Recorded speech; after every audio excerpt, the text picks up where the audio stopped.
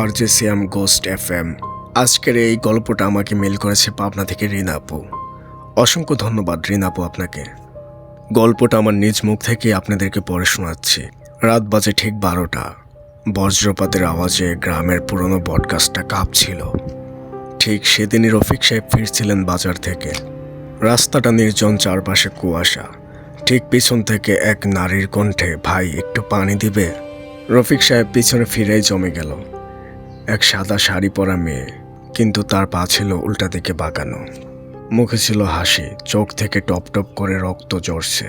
রফিক সাহেব দৌড়াতে লাগলো, কিন্তু যতই দৌড়ায় ওর পায়ের আওয়াজ পিছনে পায় না, বরং কানে শুনতে পাচ্ছে, তুমি তো আমায় দেখেছ। রফিক সাহেব দৌড়াতে দৌড়াতে বাড়ি পৌঁছে দরজা বন্ধ করতেই জানালার কাছে দেখতে পায় হাতের ছাপ। রাতভর সে আওয়াজ, আমাকে পানি দাও। সকালে গ্রামের লোকজনরা দেখতে পেল রফিক সাহেবের দরজা ভিতর থেকে বন্ধ, কিন্তু সে নেই।